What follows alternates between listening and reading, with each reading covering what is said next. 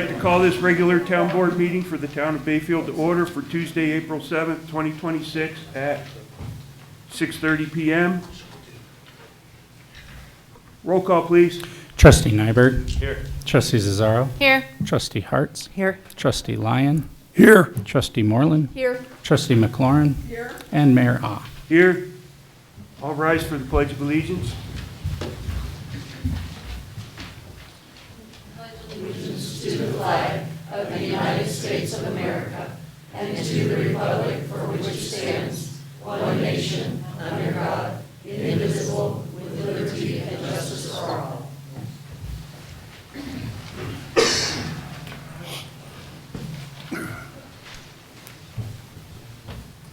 Does the board have any conflicts of interest?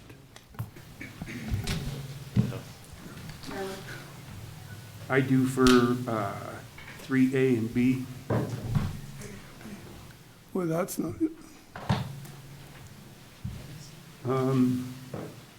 Next up is general public input for those items not on the agenda.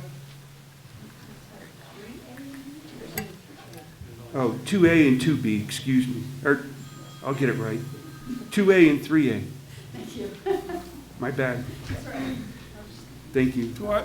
do I need to announce that? Or- I thought it was getting struck from the agenda.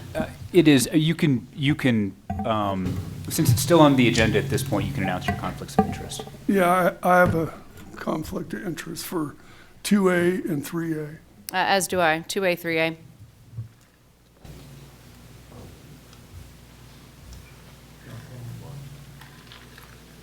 Additional quorum. Are you good? I'm good. Okay, I can proceed. Go ahead, Lucy. Good evening. My name's Lucy Stewart. First of all, I want to thank the Bayfield Police Department. We did our walk on the 18th, and they were able to get us across the road without us getting hit. Or it was very nice to see the police out there helping us, because we got stragglers and people that like to go onto the middle of the road and stuff. And so they were really good in getting us across the intersection. Then the new police department took over and helped us the rest of the way. So it is very much appreciated. And then my other stuff is I've heard some scuttlebutt, and I'm not sure if this is true or not, but I know Lori brought up the training for the new board members. And I've asked of when they're possibly going to get some training to be able to sit up there and make resolutions and stuff. And I heard that they were instructed to watch YouTube to figure out how to do it. Now, I don't know if it's true or not, but I thought that when Lori brought it up at the meeting, the town manager said he was going to make sure that they got training. And then Cinnamon Heights was not on the agenda for 317, yet you guys discussed it at the 317 meeting. After the executive session meeting, it was never announced that you guys were done with your executive meeting. And I sat out there with the acting chief of police out there, and you guys were in here discussing Cinnamon Heights. I also feel, and in being part and listening to all this selection for the chief of police, that there was a lot of miscommunication. I was here at a meeting in which the town manager stood up and said that he had made the selection for the last person that was going to be chief of police, which was well before the meet and greet with either one of them. And to me, I felt that that really created a bad atmosphere for whoever was left or whoever was going to be at the meet and greet. And so when I left that meeting that night, I felt there was only one person here that was going to be selected as chief of police, and nobody else was going to be interviewed. And then there's a thing about on the 17th, there was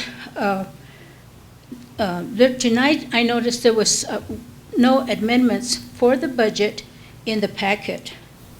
At the 17th meeting, the town manager said he was bringing something to this meeting because you guys were in violation of the budget, yet I see nothing on the packet. So I don't know if you're going to remedy that or what's going to happen.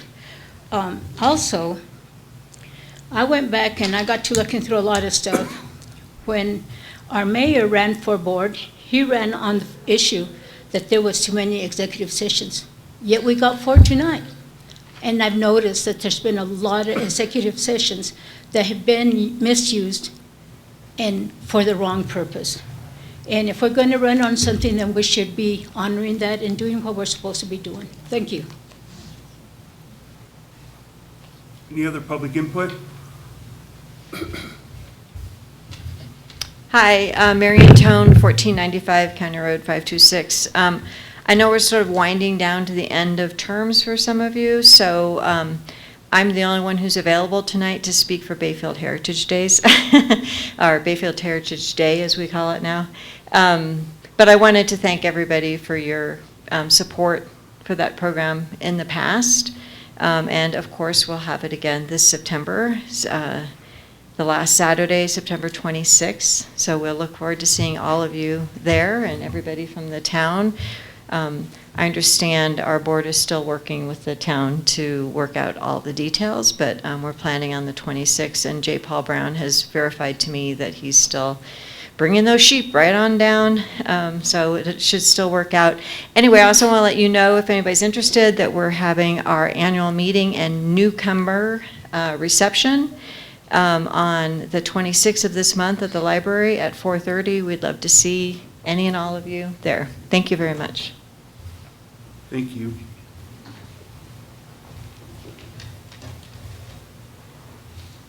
Hi, I'm Jerry Lassiter, 6855 County Road 523, and I would like to express concern about the Campbell Lateral project with the Mustang Crossing. I understand that the board recently allowed the developer not only to plat but to construct phases 1B and 1C before piping the ditch. And for those of us on the ditch who depend on that water for our crops and irrigation, that's a real concern. So I really encourage you to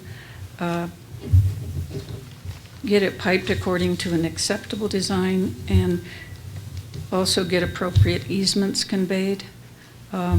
Right now it's an open ditch, which could be a real liability, and especially for children and safety. So I want you to know that we're just very concerned about protecting that water and being good stewards of the resource.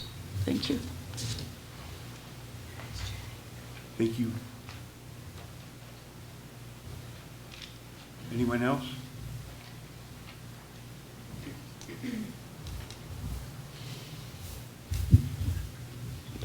Paul Black, 311 County Road 501. Just wanted to say thank you to the folks that have served and are terming out or are not going to be on the board. I've seen you guys a lot, done a lot of work with the ditches, and appreciate your time. And I know it's not always easy, so thank you guys for your time. Thank you.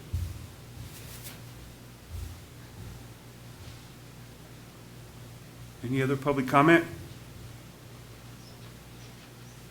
Okay, we'll close that out. And has the board had a chance to look over the agenda? Mr. Mayor, I'd like to make a motion to approve the agenda. I'll second that. Got a motion and a second. Is there any further discussion? Roll call, please. Trustee Nyberg. Yes. Trustee Zazzaro. Yes? Trustee Hartz. Yes. Trustee Lyon. Yes. Trustee Moreland. Yes. Trustee McLaurin. Yes. And Mayor Ah. Yes. Next is the public hearing for Hope Christian Academy.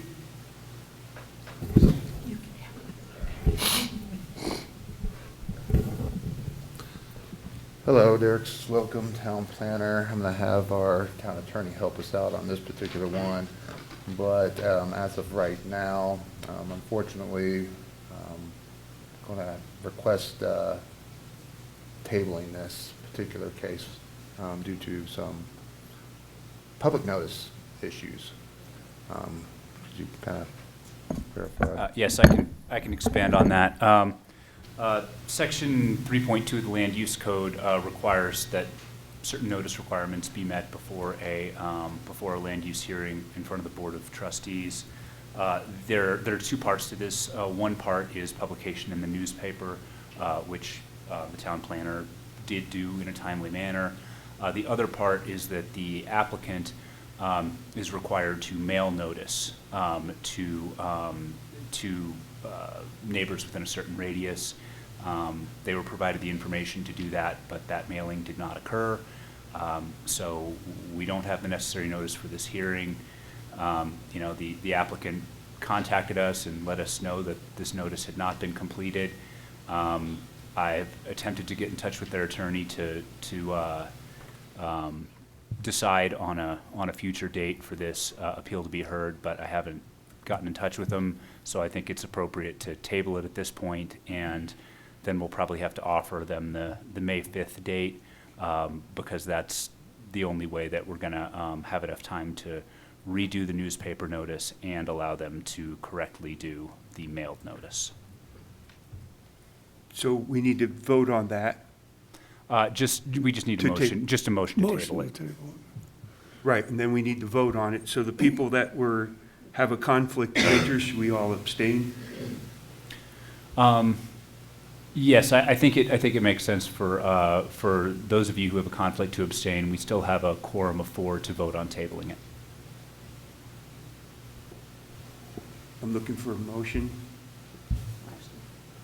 Mr. Mayor, Mr. Mayor, I make a motion. He's recused. I think she is in charge now. That's right. Madam Mayor Pro Tem, I'd like to make a motion to table item 2A and 3A to May the 5th. Second. We have a motion and a second to table the public hearing for Hope, or I'm sorry, for the Hope Christian Academy appeal. Roll call, please. Trustee Nyberg, Yes.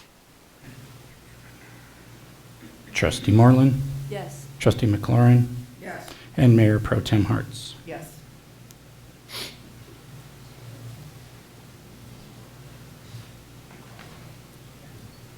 So that puts us on the public hearing for the Lakeside RV subdivision and use by review. We're going to have to ask for a similar motion. The applicant's lawyer was unable to make it, and there's some legal information between the applicant and the nearby property owner that they want to get lined out before they continue. So they are requesting that this be tabled as well until May 5th. So I'm just making May 5th a fun night for planning. Actually, I'm not, they are. Start all the people out right. Mr. Mayor, I'll make a motion to table items 4A and 5A on our agenda. Second. Got a motion and a second. Any further discussion? Roll call, please. Trustee Nyberg, Yes. Trustee Zazzaro. Yes. Trustee Harts. Yes. Trustee Lyon. Yes. Trustee Moreland. Yes. Trustee McLaurin. Yes. And Mayor Ah. Yes. Okay, that gets us to the department reports.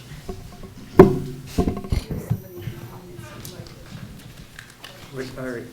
Hang on, John. Go ahead. I'm guessing this has to do with, Yeah, I didn't know that was going to be tabled, but I have a comment that I'm assuming I can still give, even though it's tabled. no, but when we have our No? next public hearing, you're more than welcome to come back. Well, that would have been good to know. Sorry. Department reports. John? Thank you, Mr. Mayor, members of the Board of Trustees. I definitely appreciate all the time and effort that all of you have put in over the few years. I know there's been a lot of interesting topics and a lot of discussion and healthy debate. And for those that are leaving, know that we appreciate the time and effort you spent to help make the town a better place. And for those of you who are staying, we're looking forward to some good things coming up. So, first of all, planning for projects is a big thing, and obviously we've got a lot of different things going on, but we met with the folks with the Department of Transportation, CDOT as we call them, for the East Intersection project.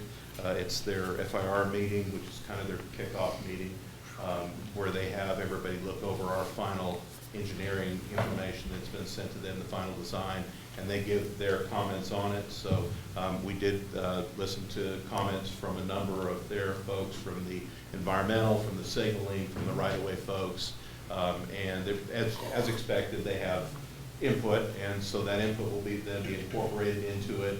I will tell you that the price has gone up, or the anticipated price for this intersection has gone up, so I'm going to continue panhandling every agency I can go to and try to get the money filled in for that, but we're going to work really hard on it. We're also going to look at some of the scope as well. I know I talked with Jeremy, and we've talked with our engineer about making sure that what we're getting in our scope is absolutely necessary for the project, because although certain things that the state wants in there may be nice and may be cool to look at, maybe not totally necessary for this particular intersection. But I'm going to see if we can find some cost savings in a scope review. But also, we had 11 proposals for our design and engineering firms to review. The RFPs came in. We got a lot of them. So I mean, today we went through the stack of them to see if any qualified. They all were qualified bidders.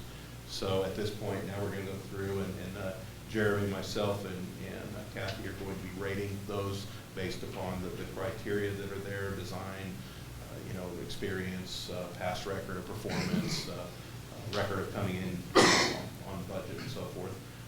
And once we get down to our finalists, we then bring that before the Board of Trustees and let you review the results and move forward with that.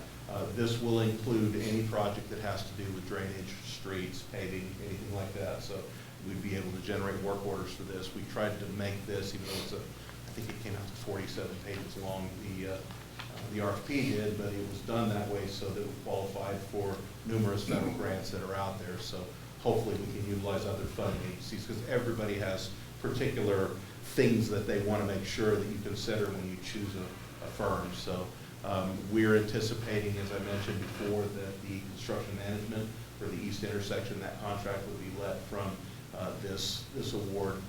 Also, probably review of the East Intersection project, so we have a third set of eyes on it, just to make sure that, again, the scope is what we need, that everything is done properly, so that when we put it in, it doesn't become a tough project to bid out for construction. On the housing, except for a very small portion of sidewalk, the infrastructure of the Cinnamon Heights project is complete. We're happy to see that go in.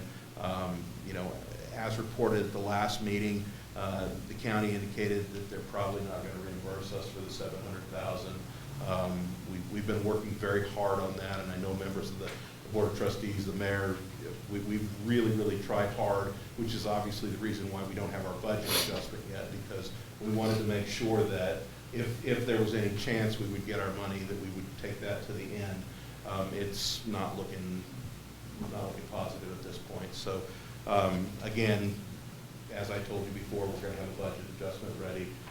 We've already started working on it between the senior staff and myself.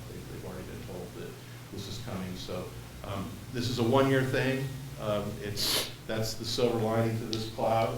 And so next year will be better. We're also working on the sale of the property as well.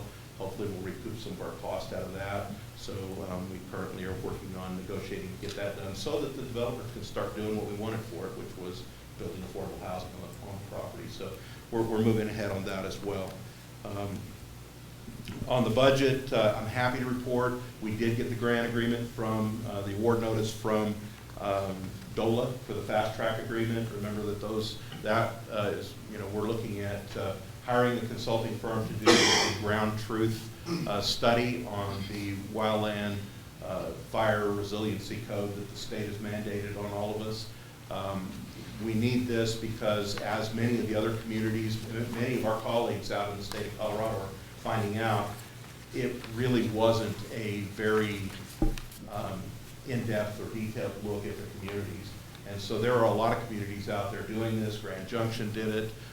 We also have noticed several other communities. I've been working with some of the city managers. Shauna has helped out with the county That's her forte. She's into that. So definitely, it's been a fantastic opportunity working with them.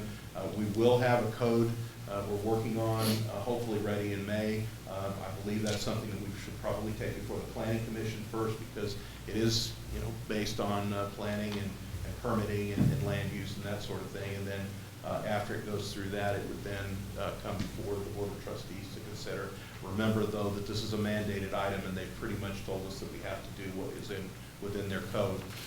So our hope is that if we get this passed through, the way that it reads in the section 304 part of that particular ordinance is that then the town, once they've adopted this, are allowed to have a professional firm come in, study it, and perhaps change it. And it's not that we want to take it all out. If it's truly a hazard, we want it still in there. But there are areas that literally right across the street are in the orange moderate hazard zone, and this area is not.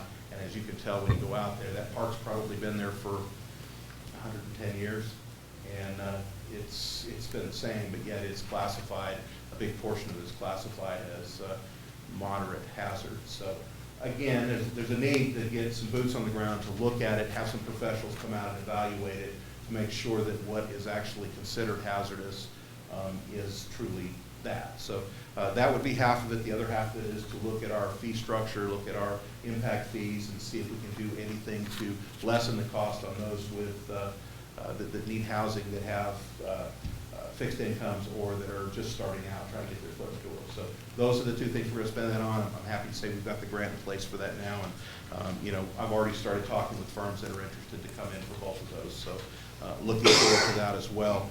I also finished a legislative grant application for the congressionally directed spending application. This was completed, and it's going to address the drainage system improvements.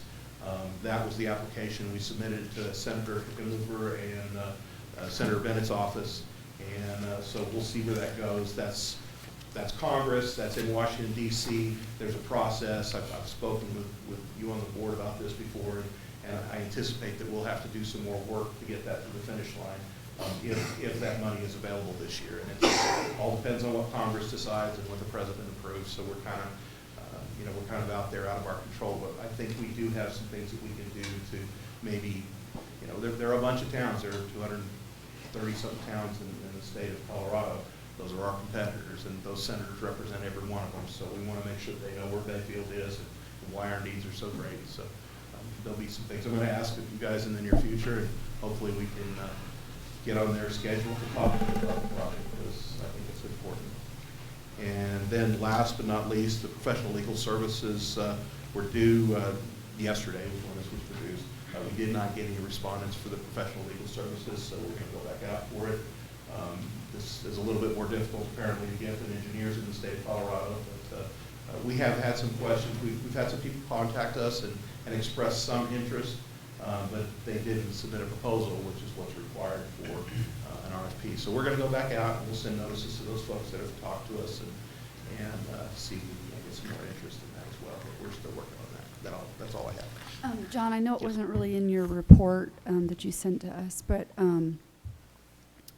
the Prop 123 goal was met for affordable housing. I would like that to be kind of included. For those in the audience that aren't aware, in 2022, Proposition 123 created a revenue stream of state income tax, which equates to approximately $300 million annually. And so municipalities can, and some developers can apply for grant funds through Prop 123 if your municipality qualifies for it. We reached our goal of 14 houses, and so any affordable housing in our area would qualify to apply for those grants because we met that goal. So. At the last second. Yes, at the very last. At the very last second, we did meet it. Yes, 14 units is. We were teetering on 13, and they relooked at one of the units, and it didn't qualify. So we did meet the Prop 123 requirements. Any more questions for the town manager? Moving on, Public Works. Good evening, trustees, mayor, citizens of Bayfield. For parks, month of March, normal operations, including ground maintenance, sanitation, playground inspections. Move that away a little bit. And herbicide application, believe it or not, with the 80-degree temps we had, we were able to put down some herbicide to get a head start on the weeds. We did receive our new topsoil spreader with the accessories that we ordered. It worked pretty well. I do believe most of the material that we purchased for that is pre-screened, but the cow or steer manure that we had donated from the Gosneys, I believe we're going to have to purchase a screen for that to try and screen that material before we throw it out on the field. Probably a couple of grand. Next year, I think we'll look at that. So, because there were some other rocks and things that were mixed. I'm guessing when they loaded it, there was stuff mixed into that material, and that was not screened. So we've taken care of that and got it cleaned up, but I think for next year, we'll want to go ahead and get a screened piece of equipment to do that with. But we did spread, like I said, over 100 tons of soil. We put that on the soccer field pretty heavily because that's the field that needed it the most, based on our samples and our pH results that we've got. And we also put some on the baseball fields, north and south field. So this should be, you should show a great improvement with adding this good soil to the fields, and it'll take time. You know, over the years we'll continue that, but we should see a great improvement with that. Moving on, I had spoke with our bean ditch manager Ricky Ludwig, and with the water issues that we have this year, the low snowfall amounts, the state is going to kind of crack down on water leakage in our head gates. Our head gate, I'm guessing, is probably at least 20 years old. There was a bunch of material, silicone, rubber, all kinds of stuff, shoved in all around it to try to prevent it from leaking. In my opinion, it just needed to be replaced and installed correctly and have a nice secure fit. So that's what we did. We purchased a new head gate from Summit Supply. It was $874.35.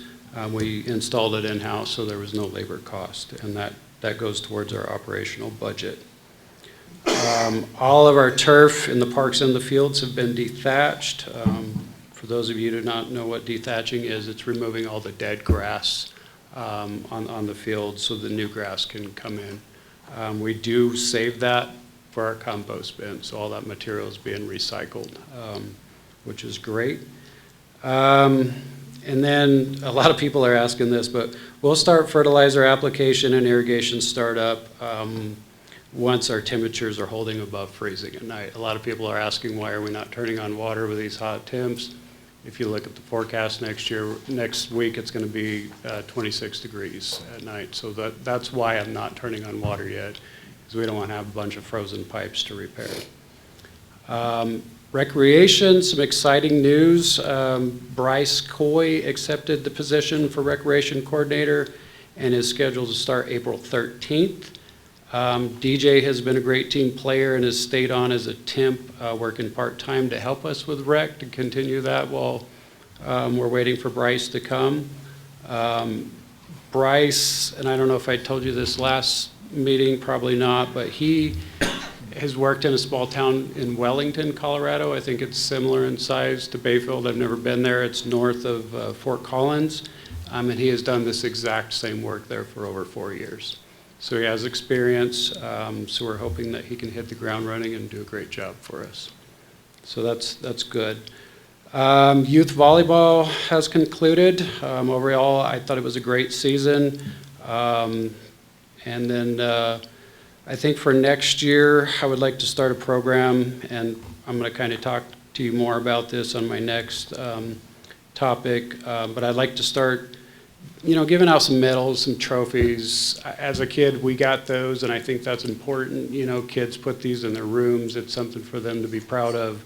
I would like to start doing that next year and find ways to be able to do that for the kids. Adult volleyball started March 30th. I attended the first games. That went very well. Soccer practice has started this week. We're going to do a couple weeks of practice and then start games on the 18th. And then we did get the new goals out. They look fantastic. They were easy to install and put the nets on. The wheels are great, and then we anchored them all down as well. And I thank my amazing park staff for doing all that. They also marked all the fields for soccer as well. We are looking at, we've been doing some training with ISOL. They do our timekeeping system, is what we utilize them for. So we implemented a shift scheduler with them. Very low cost, like $200 a year. Currently, DJ's been doing, group text and lots of phone calls, and this is a drag on his time, with everything that he has to manage. I felt that we need to implement something that would help make this a little easier for him. So it's basically a shift scheduler. We go in and we create the shifts. We send it out to all the temps, and then they have the option, because most of these kids are high school kids, they're playing sports, they're going to school, so they got a lot of stuff going on. But this allows them to look at their schedule and select the shifts that work for their schedule. So we're going to be implementing that this month and see how that goes. They don't select the shifts, we're assigning them to them. So we'll see how that works. We're going to give them that first opportunity, though. But yeah, again, this will decrease communication issues and time for the rec coordinator to manage. Special events, we just had our Easter event last Saturday, and the 5K, I think it went fantastic. I do encourage you, for the ones that are staying on, try to make it to those. It's a great time for some PR, meet the public. But we had a lot of people show up. It was very well coordinated. We had, ample supplies for everybody, all the kids to get prizes and stuff out on the fields, and stuff that we handed out, as well as prizes for all the 5K runners. So it went very well. The only thing that I noticed is there was a little bit of lag in time between, when the 5K ended and the Easter hunt started. So I'm going to try to adjust those times to where there's no downtime for staff and things just kind of keep going. Because there was about an hour where there really was nobody there. So we'll try to adjust that next year. But this was the first time that I ran that, and, kind of learning from it. So block parties, and we've already been going on that, scheduling bands and stuff. We're going to be doing this on our own without the chamber this year. So we're kind of getting on top of that. The block parties are June 4th and August 6th this year. So put those in your calendar. Those are always fun and kind of a good way to kick off the summer for the town of Bayfield. And then planning for the 4th of July. We've already started that. It's our 200th anniversary. And John has brought it to our attention that we want to kind of up our festivities for our nation's birthday, especially at a 200. So 250, I'm sorry, you're right. And then the state's 150. So yeah, we're going to try to go a little bigger with that this year. Budget according. So facility maintenance, just a couple things. Stone Security will be back this month to finish our surveillance system. They've installed all the cameras, which I'm sure you've noticed. We just need to get it connected to the server, and that's what they're going to be coming back to do. This will allow the police department to be able to view all this footage inside the PD, so that'll be a great security deal for them. And then they're also going to begin the senior centers build. I did have them come back out and give us another estimate, because we just put cameras in that building like 3 years ago. And fortunately, they'll be able to reuse those cameras, and we don't have to have that additional cost there, so that's great. The CRC janitorial service started last weekend. It was kind of a hassle to get them going and get it scheduled, get backgrounds done, but I was very persistent and kept on them. But we've got that going and started last weekend. I think Town Hall looked great. I didn't get any bad reports, so that's good, and that's going to be very helpful for us. Other than that, I have nothing further to report unless you guys have any questions for me. Questions from Mark? John? Mr. Mayor, members of council, Dustin's been working with our Rotary Club on the block party, so I wanted to give him a chance to talk about that. We haven't started, so we've got to get some roles figured out. Definitely need to get some roles figured out, but we do have the stage secured. We do have the band secured. Mark and his staff have done a great job doing that. We do need to get some nonprofits on board for the liquor license, and that's what I'm understanding Rotary might help with. I did get some conflicting emails from different members, so. Well, I think that Brenda was trying to get it set up. Okay. But then you were thinking she was friends of the library. Okay. And so there was confusion somewhere on that piece. But I think what we need to do is sit down and have a meeting. Yeah. And I would like Lori Zazzaro to go with as well, because she's the one that's probably going to direct funding that the chamber had for some of this Okay. stuff. And maybe we can sit down and talk about it. That would be great. We're always looking for more help, especially on the funding end of things. It's going to be quite challenging. The liquor beer garden is going to be this year because it's been something that the chamber's done. So it's not something the town can really manage other than making sure XYZ requirements are in there. So that is going to be a challenging piece. But what a great opportunity for two nonprofits as well, because the cost of your overhead is beer, event insurance, and staff time, basically. So all the barricades, the restrooms, the stage, the band, and all that will be taken care of. So, Okay. yeah, I think a meeting stage. would be great, and with Mark and I joining in on that. Let's talk. I'll send you an email. Any other questions? Next up is the consent agenda. Excuse me. Would the board like anything removed from the consent agenda? I'm looking for a motion. Mr. Mayor, I'd like to make a motion to approve the consent agenda. Got a motion and a second. Any further discussion? Roll call, please. Trustee Nyberg? Yes. Trustee Zazzaro? Yes. Trustee Hartz? Yes. Trustee Lyon? Yes. Trustee Moreland? Yes. Trustee McLaurin? Yes. And Mayor Ah. Yes. Next is the action agenda, Public Works purchase for, request for pipe for the Los Pinos ditch. Yeah, good evening, Mayor, trustees. So I did put together a little bit of a background for you and the agenda briefing. As you guys are familiar with the Los Pinos ditch, it's one of our main conveyances of water for the town's drinking water system. All these ditches require maintenance. So a few months back, we were informed that our portion of the ditch by the water plant would need some maintenance performed. And meeting with the ditch company, the north fence is hindering that activity. So in order for them to work on the bank, they'll need to be up on the section where the fence was. We were talking about removing the fence, performing the maintenance, putting the fence back up, getting some costs associated with that. We met with ditch representatives here out in the field and felt like maybe if that expense was going to be spent, a permanent solution would be to install pipe in that section, which would be 140 feet of pipe on there, and that would be a permanent solution rather than waiting for the maintenance activities to come back around, moving the fence again, putting the fence back up. And so what you have before you today is our lowest pipe estimate that we got for the section of pipe that we would like to install. Also, the fence estimate that we had that you'll see for the removal and the replacement. So what we'd like to do is partner with Los Pinos Ditch, install the piping. And speaking with Manager Waters, he agreed, but he also asked me, well, how are we going to pay for it? So we have budgeted a meter relocation project. We were going to fix some of the meters downtown. There's some dollars available there.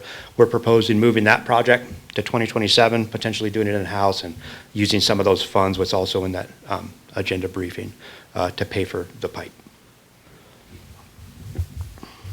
Questions?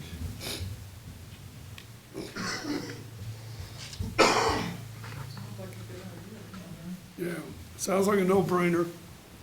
I know our goal is to pipe as many ditches as we can, so I'd rather do that than spend the money to Rebuild the fence. rebuild the fence over and over again Yeah. and waste that money when we just, And once we get this section installed, this section of the ditch will, the maintenance will go down for the ditch company, and it'll also ensure, uninterrupted access to our water for the treatment facility.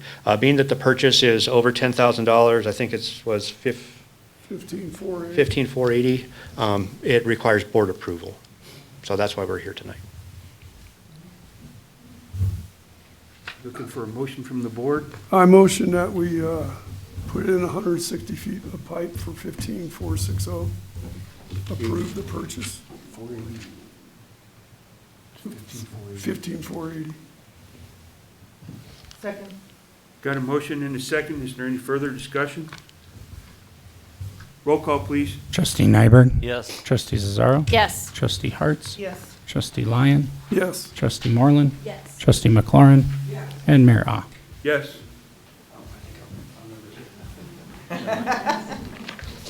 I'll just stay up here. But The floor is yours. So, or the crack seal? Yeah. This year we had $100,000 for crack seal maintenance. We put that project out to bid February, I believe. We got quotes back, and in the summary that I put down in the background analysis, the low bid was from Superior Asphalt at $1.72 per pound. When you look at the bid tabulation, a lot of our bids came back in the $3 range.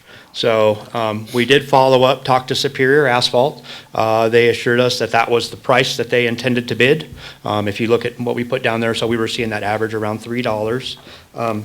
So we also sent it to the engineer, and then we also reviewed the town's procurement policy resolution number 487, and there is a Colorado revised statute. So per our procurement policy, we're using the 1% sales tax. So we are required to go with the lowest bidder, which would be Superior Asphalt. So we're looking for award from the board to go ahead and process the contractor. And I can answer any questions if you have them. Yeah. And they're sure about that price. Yeah. Because it's so weird that, 2023, they're 335, 2024, they're 410. 2025, they're 495, and now they're saying 172. That is correct, and they also have assured us that that $1.72 was intentional, and I know that was my concern too. I'm like, you guys are half price. So, But yeah. they've worked for us before, right? They have worked for us So before, maybe yeah. they're like giving us a break or something. But Yeah. don't look a gift horse in the mouth, I guess. Mr. Mayor, I make a motion to award the crack seal to Superior Asphalt per Resolution 487, Item 6E of the town's procurement policy.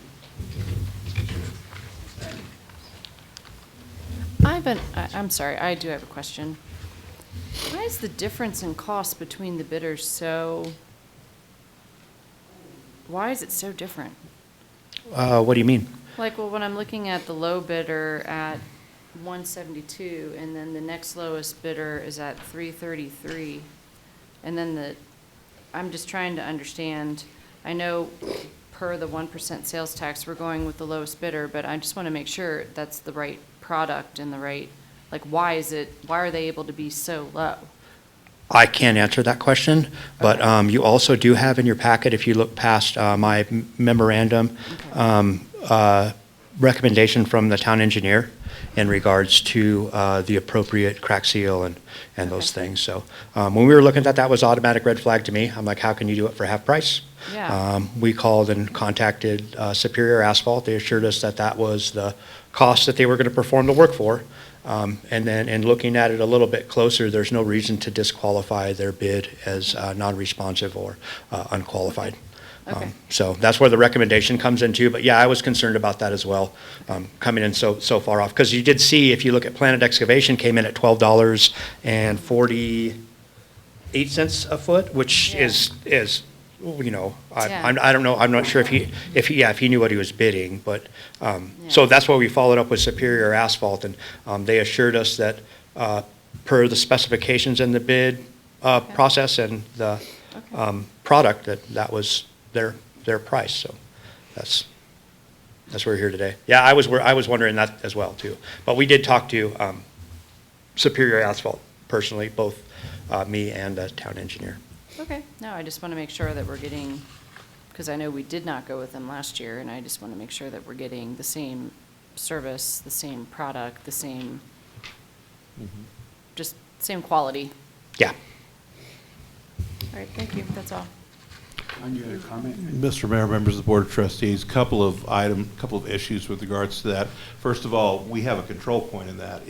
If they get out there, and obviously there's a lot of mileage that Jeremy's going to be inspecting on a regular basis, and they're not applying it right, or the product is inferior, we can then stop it and disqualify them and move forward.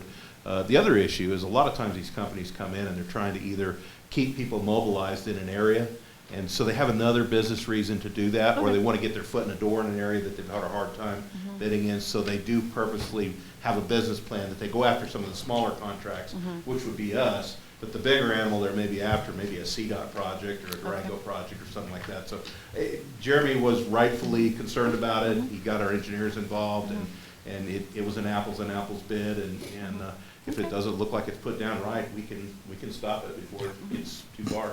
That's right. We can. If the performance is subpar per standards of the application, then we can terminate the contract. But so we have options. But No, thanks for answering my question. all right, thanks. Is there any other questions from the board? Is there any public comment? Seeing none, we've got a motion and a second. Roll call, please. Trustee Nyberg? Yes. Trustee Cesaro? Yes. Trustee Harts? Yes. Trustee Lyon? Yes. Trustee Moreland? Yes. Trustee McLaurin? And Mayor Ah. Yes. Next is Resolution 666, Facility and Park Rental Fees. Yes. So in your packet, you'll see an executive summary. It's quite a bit of information. This document is just to provide you guys some information, and I'm going to kind of hit some of the key points. I'm no expert, but Bayfield's growing. You know, you're a big housing person. You see all these housings going up, and that brings people with it. That brings families, and that brings kids. You know, the town of Bayfield provides services, and recreation is one of them. Parks is one of them. Unlike some of the other departments, you know, Jeremy gets an enterprise fund for water and sewer. Streets has a 1% sales tax. Parks and Rec gets a piece of the pie of the general fund for our operations. Most municipalities have a designated sales tax for Parks and Rec. We do not. I think that's needed. I know we went after a park plan to get a 1% sales tax to improve our parks, to add to our parks, and we were unsuccessful there. But, you know, I think that would be, you know, a great way, and with all the real estate stuff that we got going on, there's taxes that we can implement, you know, and try to get the community to go for. To help Parks and Rec. So, you know, you look at these numbers and you see what other municipalities are charging in comparison to what we're charging, and we're not there. We're almost half that in some areas. So, you know, I think, and it's a tough subject, you know, for parents to pay a higher fee for recreation, especially nowadays with, you know, all the the things that are going on with inflation and fuel, and but we also need to recover our costs to be able to continue to provide these services to our community. If we don't, we're going to find ourselves in a sticky situation where we may not be able to.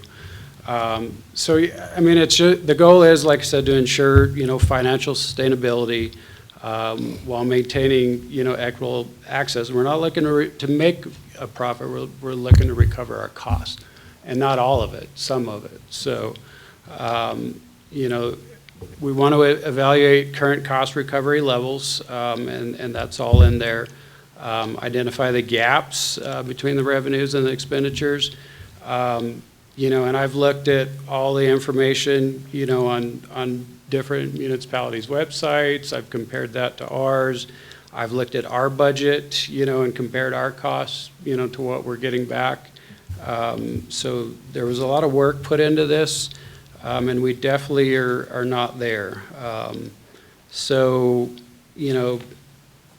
a designated sales tax could help. Raising fees is definitely another way to help with that. Rental fees for our parks. So our guys, on Saturdays, and we rotate, and it's typically whoever's on call. Sometimes we have 3 or 4 park rentals in a weekend, and they go spend an hour each time to go and clean these up. So we're paying their labor to do that, the materials and supplies to do that. So we need to recover these costs with fees. There's grants and subsidies that we can apply for, and with parks, I did get some grants. With my job right now and all the responsibilities that I have, I can tell you right now, I don't have time to do that. Unless I pull myself back from other things and make time, but right now I do not have time to look at grants, which would be great, but I can only do so many things. The expenditures for Parks and Rec, of course, staffing, full-time, part-time, seasonal staff, temps, your facility operations, the cost to maintain these facilities. We rent the gym, so we're not really paying utilities, but we are paying rent. We do have to pay for custodial. Out in the parks, you got your grounds and turf maintenance, and I got some numbers in there, for, the costs on that. The equipment and supplies that we need to provide all these services, and then the work that we contract out. Our current average cost recovery rate is 42%. So our fees are only covering 42% of what these things cost to run, which is a pretty low number. Our target would be 60%. Our annual operating deficit is $95,917.16. Total expenditures is $166,040.66. So there's a pretty big gap there between our revenue and our expenses. The general fund subsidy is what helps keep this all going is $95,917.16. So some of those cost drivers is wages increase, staffing demands. We probably have 12 temps that we have that help, referee and do scorekeeping and all that stuff for sports, plus my salary and a rec coordinator, so, and park staff as well. You got your supply costs, your goals, which we just spent some money on, your balls, for the parks, your toiletry stuff, your stock for that, fertilizer and everything for our fields. There's a lot of cost in supplies, so.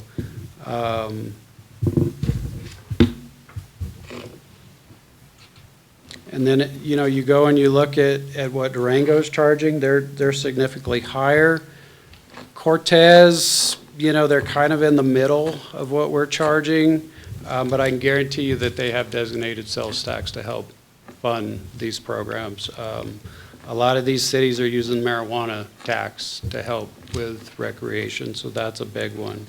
But you have all the fee schedule there that they're charging, what I would like to charge, and it is like a 30% increase. You have what other municipalities are charging, the projected revenues that we would get from raising these fees and how that would help, our gap for our subsidy. There's some revenue and expenditure differences there for you to look at. You know, we definitely want to be transparent with the community on this, and there's different ways of going about that. This is a start right here. You know, but there are definitely different ways that we could go about that as well.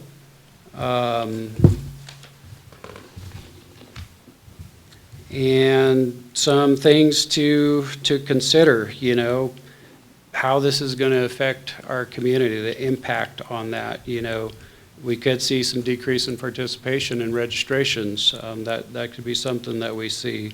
You know, that's a given. Yeah, you know, and this is something that we probably should already be doing, but there's discounts, I believe, that we could provide, especially, we do for some of our nonprofits for park rentals. Like we have the Senior Legacy Day coming up. They're going to do some volunteer work for the town, but they're also going to rent the park. So we're going to waive those fees for them because they're going to do a bunch of volunteer work for us throughout the town, which is fantastic. So there are ways that we can help out some of the folks, but senior citizens, we could offer discounts. And then my recommendations, you know, after looking at all this and kind of seeing where we're at is to approve phased fee increases. So this is a phase one, you know, to start out with, and then I'll be coming back to you, you know, as things move forward to do this again. You know, and I can keep track of, you know, the annual revenue, cost recovery in the budget and give you guys more reports there. We can try to, you know, expand, you know, financial assistance programs for kids and for folks to sign up for if that's a route you would like to take. And then again, you know, consider a sales tax ballot in the upcoming election that we have in the midterms. So adjusting recreation user fees, it's necessary to ensure the continued delivery of high-quality programs and services, a balanced approach that considers financial sustainability, community accessibility with positions the municipality for long-term success. So that's kind of what I'm aiming for, guys. I know this is a tough, you know, like I said, topic, but if you look at the numbers, you know, they don't lie, and I think this is something we definitely need to consider. So, Any questions from the board? I don't have any questions, but I want to say, Mark, you put together a very well-written report. That was probably one of the best ones you've done yet. So good job. I just wanted to point that that means a out. lot. I was Very worried well you done. were going to question me on my math. You did everything. I was like, yes. Thank you. Yeah. I have a question. I'm not sure it's the right time for this, but I remember sometime in the last several years, we had a softball team that wanted to play later because the lights were on. Is that a scheduling thing with the Parks and Rec, or is that an actual request? And With our rec league softball? Yeah. You know, they play sometimes till 11 o'clock out there, and that is one of our biggest expenses is those ball field lights. So can we put something in there about the ball field lights?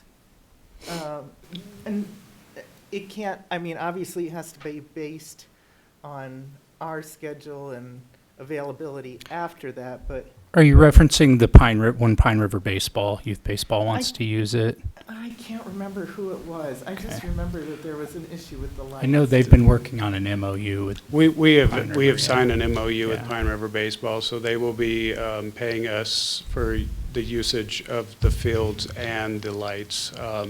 So I did some research on what we're paying and gave them a prorated fee, an hourly rate of what that's going to cost them. So they'll be paying us for that stuff. Okay, so if it comes up, you have a general idea fee. Right, yes. As far as our program's running into the night, it just depends on how many teams sign up because, trust me, the kids don't want to stay out there that later. Right. You know, It that are doesn't really apply scorekeeping. to So we our try schedule, to right. get them out as early as possible and the parents whose kids are working out there. But yeah, it just depends on how many teams sign up. Right, because, yeah, and it would be outside of our Mhm. program. Okay. If somebody wanted to use it for some reason. Yeah, but we, probably about 10 grand a year on just I lights. know. Yeah. Yeah, okay, thank you. Yep. Mark, thank you. Again, Yeah. this was a lot of great information. Thank you, And we guys. did try to go for that sales tax. It didn't pass, so this Right. is, we still have to do something to, it can't be, it's like if we never raised fees for water and wastewater. Right. We still are trying to provide a service, and we have to pay for providing that service somehow, so. Right. And this could always be revisited, and it could be Yeah. lowered if we could pass the sales tax. I think Or Des and I cover are some of definitely going to this. continue looking into it and researching Yeah. it, see what might work best, Yeah. bring it to the public, do some surveys and see what the public says. But Yeah. it's definitely something we should look into and consider. Yeah, and I don't want to say we are Durango by any means. No. And I'm glad that you looked at a couple different places to compare costs. Right. Because they have, it's just different there. And as you said, they have a sales tax, so they can keep their costs one way. Yeah. And we just don't have that But support. You Yeah. look at Dolores, for example. I Yeah. mean, we're pretty, size-wise, tourism-wise, like, we're pretty close to it. They did a master park plan a few years ago and upgraded all their parks. So for me to be able to see other towns in our, same size to be able to do it, I think we should be able to do it as well. And, to see all the folks that are, outdoor recreational enthusiasts that we have here, we would want to do that for them. So we should be able to do it too, so. Yeah. Well, thank you. Yep, thank you guys. Any other comments or questions for Mark? Is there any public input?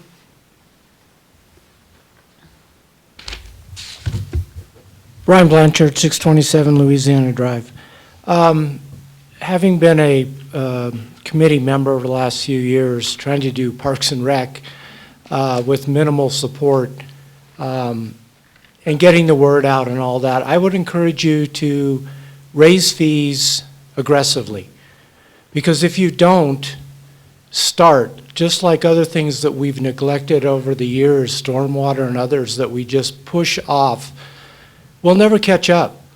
It just won't happen. And the town is growing rather quickly. And part of that is people want Parks and Rec for themselves and their kids and all of that. If we don't keep up with that and try to expand things, we just push them to Durango. They're willing to pay more if they can get a rec center or a swimming pool or whatever it is that's high on their list. So I would encourage you to adopt higher fees sooner than later and start that process and be aggressive with it, because that will also help us, I think, down the road with getting public support on improving our facilities, but also expanding those facilities. We're not keeping up with expansion. I think that at some point here in the near future, we're going to run out of space no matter what you charge them for fees. Then you're dead in the water. You have no more income coming in for that. And they're going to Durango.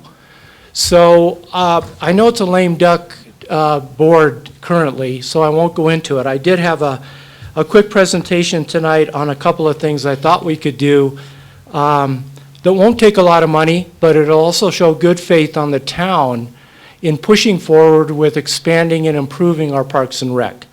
A couple of things that I looked at walking the town quite often is that there are portions of the river that the town owns access to that could be opened up.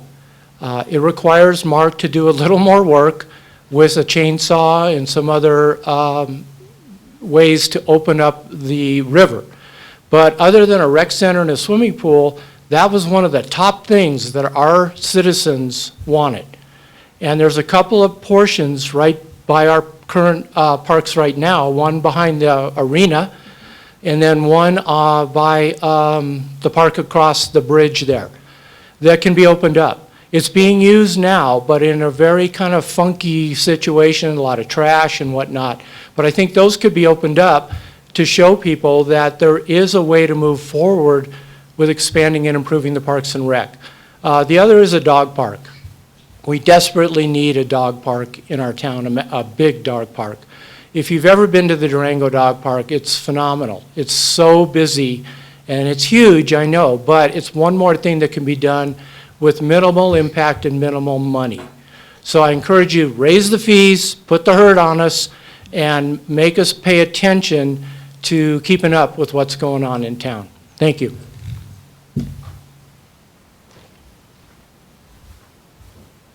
Hi again, Marion Tone, 1495 County Road 526. I definitely appreciate the needs for the Park and Rec Department. My kids are now really old, but definitely participated when they were young. And obviously, as a member of the community, and we just talked about Bayfield Heritage Days, we appreciate what this town does. I have a couple concerns, and I do think it's a very detailed and informative report. What I don't see, so first of all, I think we, as a community member, although I live outside your town, this is actually something that does affect us because we participate in your community programs. The couple things are that, you know, the park plan tax did not pass, and so I would suggest that y'all consider holding some public input sessions on this before taking action on it, because there must be some strong feelings because that tax did not pass, unfortunately. Secondly, I don't see in the resolution itself how that money would be ear tagged for particular uses. The way it's written, it sounds like the money goes into the general fund. I don't know if it would be used for park improvements or for jerseys and trophies. There's not really any clarity there in terms of how those increased fees would be used. So I think that might, you know, support a little bit more, I hate to put more work on your plate, but a little bit more thought process on just the resolution itself, because that is then the governing principle, not all the detail that we've had tonight. And then I have to say, as a community member, it concerns me that all the town activities, you know, there's no ramifications to the town, but all the private activities and nonprofit activities get charged, which then what we then see is more and more of the community activities become town activities. And regardless of what you might think about that, that does then increase your costs. And so there's sort of this long-term shift towards everything becoming town-funded, town-organized, town-managed, and yet, you know, the money is coming out of the private pocket. So I think we need to do something. I see that, but I think, especially in light of the sort of kerfuffle that happened when park fees got raised a few years ago without any public input, I would ask that you allow for some public input rather than just the notice that was in the agenda for tonight. So thank you. Oh, one last thing. I will say also, and you've heard me preach and beg and plead about subdivisions, but you know, you are right, our population has grown immensely just in the decades that I've been here. And I don't see this town imposing the real secondary and third level costs on these subdivisions that are being imposed on the town. I think the longer term project would be to figure out how to make real estate development pay its own way. So thank you. Any other public input? Mark, do you want to address any of those concerns? So we do, Brian, for the river access and the trail systems this year, we have a grant, and we have Southwest Community Corps is going to do a bunch of work there. So you'll see some improvement there. Behind the rodeo grounds, that's not our property. That belongs to the rodeo. Well, and I'm not about to dispute you, but I've done all the research on it, and there is a section, you can see where the arena property is, and there's a big Right. Yeah, section here. so that is our Yeah. property. And so that will be an area that the community corps will Right. be It's perfect. working It's in. right by the trail, Right, and then the other one is just under Yep. the bridge and across. yep, and it definitely is overgrown and needs some work. So that is one of the areas that they are going to be working on, so, Thank yep. you. Hopefully we get some good results from them. I do agree, and I know, you know, before John came on board and Scott was filling in, we discussed, you know, trying to do a dog park, installing a fence ourselves and leveling out some land. we don't have the money at this point. So I think that's something that maybe we do a CIP for next year, maybe look at some grants or something for that. But I do agree, we need a dog park. We've closed the ball fields down for a dog park just because, you know, sanitation issues and kids playing out on those fields and park staff trying to keep up with that. So we do need a designated area for a dog park. And then, yeah, I agree with everything you say, Marion. Yeah, and that's definitely something that we should look into. I think having the public's input on, you know, the park plan and why that failed would be great information for us to utilize to be able to be successful in the future. So, and, you know, as far as where the tax is allocated, I do believe that plan addressed those, but maybe we didn't do that well enough. You know, so, and special events, and I don't know what your guys' suggestions are, but maybe passing on that to a nonprofit organization would save the town some costs. So those are all great ideas and appreciated.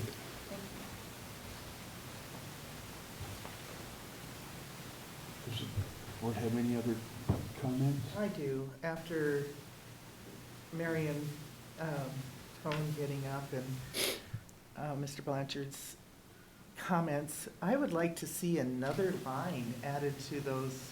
First of all, I agree that we shouldn't just, that we should have an opportunity for a public hearing or something besides the agenda.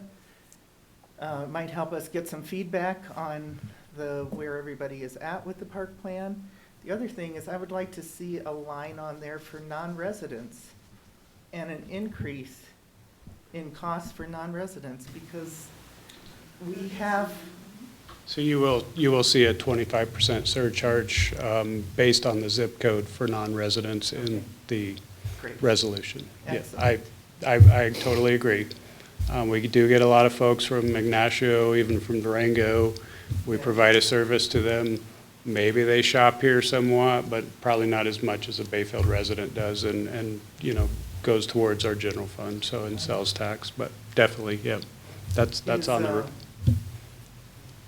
I know this isn't very popular, but Forest Lakes, are they our same? They are. road? They are. They are. Yeah.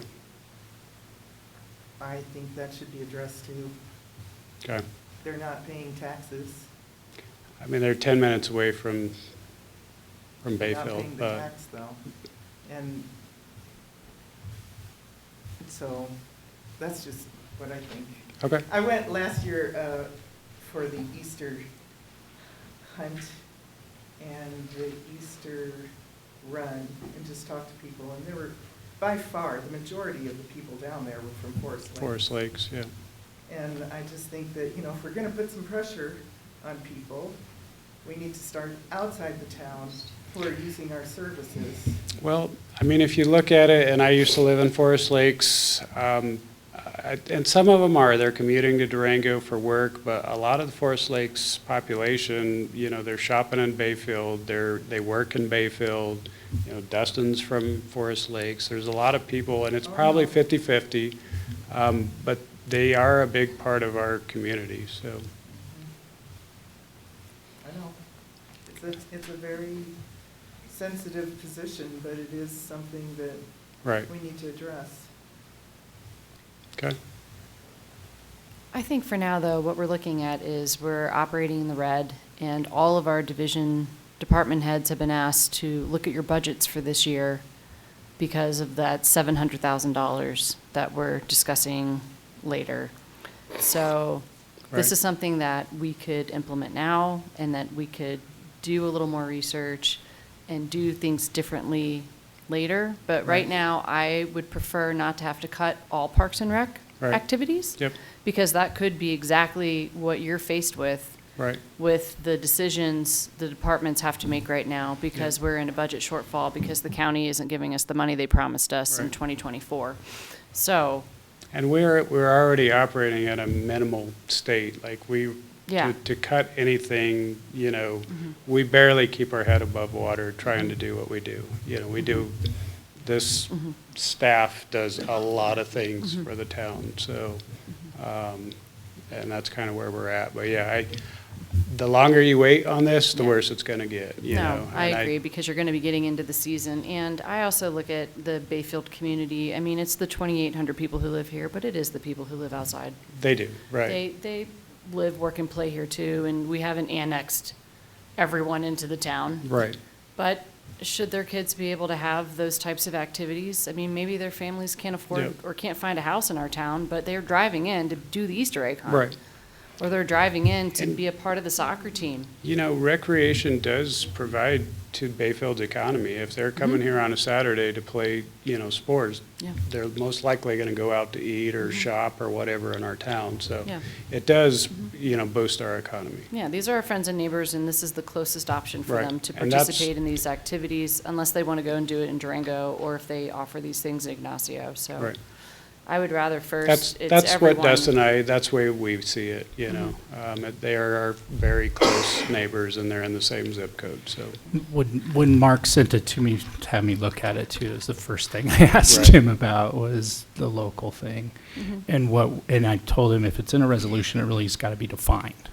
So are you going to, we're going to define it city limits, or we're going to take out Forest Lakes, which is probably 40 to 50% of your registrations. Yeah. As well. So it was something that was really thought through, and that's kind of the best thing we came up with. Well, if they are, you know, speaking from experience, yeah, I'll come here, I'll fill up my car, I'll go grab a six-pack, whatever, on the way home. So we're at least contributing to the sales tax on that was kind of the thought behind that. But also, too, to hit on Ms. Tone's point, too, with special events, I did leave in that resolution the power of the board to waive those event fees for heritage days and things of that nature, for the barricades and all the things the town does support in other entities-run events. Well, I think the town has more involvement because the world has changed, and there's more things like barricades that we do need to have now that in the past we did not need to have. And we need more staff involvement, and we need more law enforcement involvement, and it's not by any fault of the town now saying we want to take this over. It's just a fact of life, and that's how we keep people safe. Right. So we need those additional things for activities and events that we just didn't need before, so. Okay.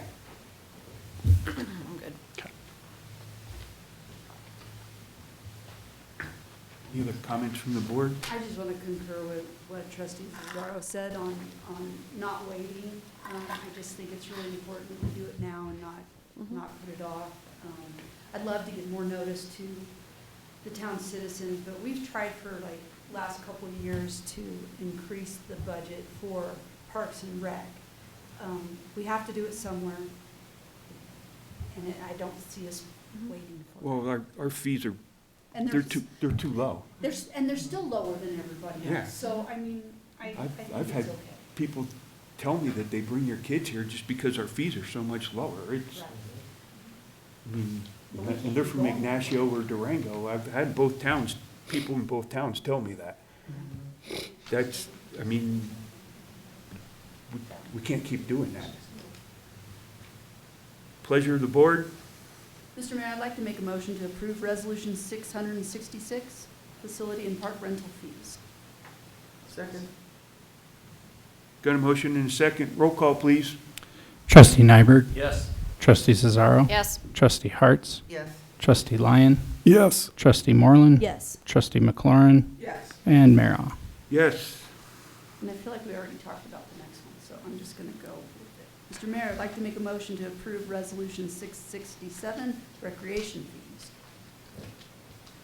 Second. Got a motion and a second. Roll call, please. Trustee Nyberg? Yes. Trustee Cesaro? Yes. Trustee Harts? Yes. Trustee Lyon? Yes. Trustee Moreland? Yes. Trustee McLaurin? Yes. And Mayor Ah. Yes. Next up is the executive session. That's the first one. Thanks, Mr. Mayor, I'd like to move to go into executive session for the purpose of receiving legal advice from counsel on specific legal questions in accordance with CRS Section 24-6-4024B. The topic involves La Plata County's promised funding for Cinnamon Heights affordable housing infrastructure. The following executive session will include trustee Nyberg, trustee Zazaro, trustee Hartz, Mayor Ah, trustee Lyons, trustee Moreland, trustee McLaurin, town manager Waters, our attorney Josh Mack. Oh, no, I'm sorry, Lindsay Nicholson. Anyone else? I can stay and operate the recorder. Sure. And attorney Josh Mack? Does anyone else from town staff need to be involved? Okay. So that'll be all for